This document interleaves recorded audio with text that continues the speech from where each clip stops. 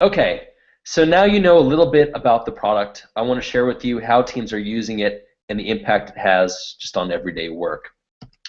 So let's first talk about IBM's design team. They're a rapidly growing team of over 1,000 designers and quickly scaling to over 5,000. So they've got some communication problems that they need to solve in the near future. They are headquartered in Austin, Texas, but have offices all over the world. Alice Clark is one of the design team leads. She came to us asking how we might help them collaborate better as a global team. So when we got her set up with a demo with her immediate team, things started to grow pretty organically from there. We got tons of feedback from Alice just saying people were enjoying the connectivity that the app brought the team and that it was getting some viral adoption across the department, especially for agile teams that work closely together. So the number of users actually grew from an initial team of 10 people that we did a demo with to over 500 all over the world. And during the day, they still use common forms of communication like phones, text chat, email. But when they need to collaborate quickly in a project that involves teammates from different parts of the world, they use Sqwiggle. And to date, they've had over 2,500 video conversations on our platform, initiated just with one click. And that's 2,500 interactions that would have happened over text, phone, or email. And when their design director gives lectures around Austin, he tells people about how much they're helping. We are helping people to reimagine what it can be like working with someone across the globe. And quite frankly, he is unprovokingly drumming up new business for us too, which we like. So Safety National is another company I want to talk about. It's a 70-year-old billion-dollar insurance company. They've got a slightly different use case than IBM. However, they also use the app to connect a globally distributed team. Chris Griffith came to us with the problem he was trying to solve. He has remote teams in the US, in Kansas City, Chicago, Houston, all working on IT projects, all managing international teams in Argentina, Ukraine, and Bangalore. And we've been trying to find a solution that brings people closer. But one of the things that he has to think about is the risk of managing offshore teams. And here's a direct quote from Chris. He says, "In the mind of the executive, offshore expenses raise questions about value and the ability to effectively manage those teams. With Sqwiggle, you can collaborate quickly and project timelines accelerate as a result, and the value becomes much more transparent." And plus, when the CEO asks Chris how the offshore teams are doing, he replies with, "Offshore team? They're not offshore. They're right here in the office." So the way they use it is they actually have a projector in a room where they project all the faces of each members of their offshore team on Sqwiggle. And if they want to talk to somebody, they just click on their face and they instantly have a video conversation with their team. All right, so let's talk about some different use cases. This is a scrum. For those of you who are not familiar with rugby or the way tech teams organize their teams, it's a method to keep teams agile and working autonomously so they can work quickly and effectively. And Sqwiggle excels at helping individual teams within larger companies work quickly while staying connected. Salesforce is a great example of this. We were approached by a Scrum Master at Salesforce who was trying to build software with developers located in 5 different states around the US. They leave Sqwiggle running all day, and it is their remote office, and they have had over 3,000 video conversations on our app while they build their software. Another example, Riel is a nonprofit. Nonprofits love us too, and they tell us about ways Sqwiggle is changing the way they do business.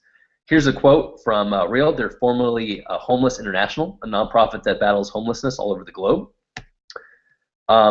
Here's the quote: "As a nonprofit, social enterprise working in 26 countries and with staff constantly traveling, Sqwiggle is excellent for us to keep feeling like a team. So good, in fact, that 2 of my staff now work from home, Madrid and Spain. We've got offices headquartered in the UK. Buffer is another example. This is a tech company, and they've actually ditched the idea of having an office altogether and are using Sqwiggle as their office. This is an example of a completely distributed team of 25 people. And they do take some annual retreats to actually feel closer as a team, but throughout the year, when they're building their product and building their company, they use Sqwiggle, and they're currently raising $3.5 million because of what they built using Sqwiggle as their core communication tool. As Matt mentioned, the average conversation length is less than 2 minutes. And what is the impact of this? So customers are constantly thanking us because the amount of unmanageably long email threads that has basically disappeared. They're using Sqwiggle now as a way to just go back and forth quickly, and email has gone away. Also, less waiting. One of the biggest problems that people don't talk about is the uncertainty of knowing if someone's available or knowing if and when they're going to get a response from a text chat, if someone's there for a phone call, or when they're going to get a response to that email. Those are bottlenecks that are created to prohibit people from doing their work. Our customers don't have that problem since it's just like an office. You can literally look over your shoulder and see if someone's there in an office. With Sqwiggle, you look to see if someone's there, you just click on them and tap on them on the shoulder. And the best part of our stories we hear are about the people having the freedom to work from a town they want to live in, or live closer to family, or generally feeling unshackled from the desk because they now have an office that is just one click away from anywhere there's an internet connection.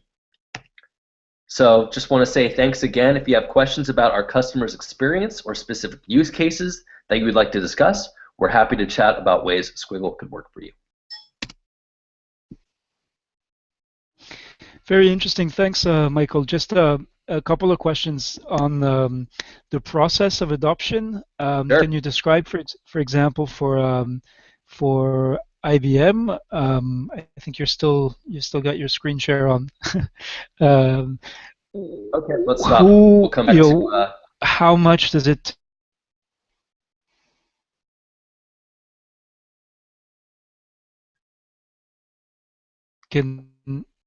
Yeah. Okay. Here we go. Can you describe just sort of step by step what the process for adoption inside an organization? Let's take IBM. So we're looking for something that would might resemble in some ways IFRC, so a global distributed network where people work and collaborate together without necessarily having formal reporting lines. Sure. What does that step-by-step process look like? What does it involve? How much effort and how much time? Sure. So with IBM, we literally started with a 10-person team, and we worked with their team lead, who was Alice, as I mentioned previously. And so what we do, as Matt hinted at, was we have these boot camps. We basically run through a demo with a few people, show people the use case of Sqwiggle, and then that gets disseminated throughout that core team.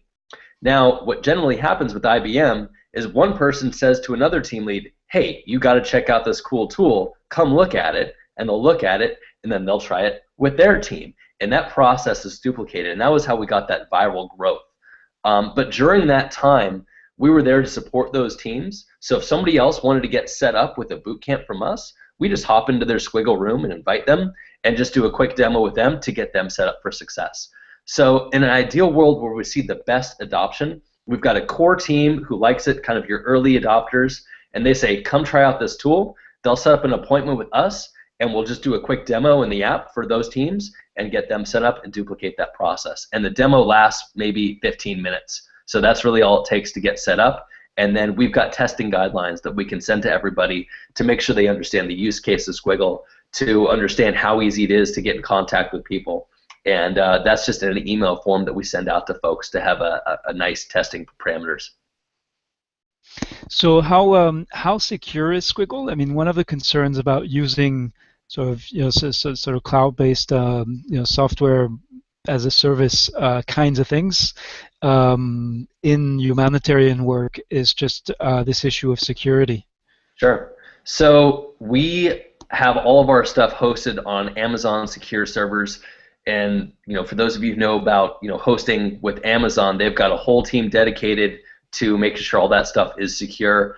We also have settings in our admin. For instance, if you don't want your files being stored on Amazon servers, you can actually turn off file sharing if you want to, and that's a setting that you can have.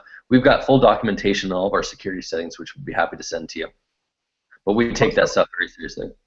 Our video from end to end, if you're on a video call, it's encrypted from point A to point B. And it's never stored, it's never recorded, so everything on the video side is very, very secure as well. All right. You said that you need to run a boot camp and provide support to get people sort of on board.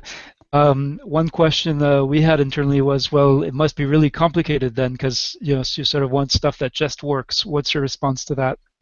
Sure. We're here to really support you if you'd like those types of services. Not all teams require them. IBM, we probably did 3 boot camps for a team of 500 over the course of it. And that's really just to let you know that we're here to support you in your efforts. We want to set you up for success. We try to design Sqwiggle, and we get this feedback all the time, how intuitive it is and how great it's designed. Really, you just see a photo and you click on it. It's really as easy as that for people to get. The other question I got is when I tried to describe Sqwiggle to somebody who had never used it, and I said, okay, well, you can exchange messages with people, you can also video conference with them, and you can share files. They replied, well, I can do all that with Skype, so what's the difference? Sure, it's a very fair question. So when we talk about what Sqwiggle isn't, right? We talk about Skype, we can talk about Google Hangouts. Skype is a great video phone and chat tool, right? Google Hangouts is a great tool for video conferencing. But what about all of the rest of the time where you want to stay connected to your team? We create the office experience. And I think it's really the experience that we provide, which is our core differentiator. When you are in a Skype call and you end that call, what you see with that person then is a green dot, and you're completely disconnected from them at that point. They could be having lunch, and that dot could be green. And then you send a text, a chat message to them. You say, well, they're not there. I don't understand. Their dot is green. And that green dot, does that also mean that that person is happy? Does that also mean that person got a new haircut? That green dot is supposed to represent like who that person is. We decided to take it a step closer and give you a visual representation of who they are, because we're actually taking photos of people. So you can see if somebody's having a good day. You can see if somebody's wearing a brand new sweater, for example.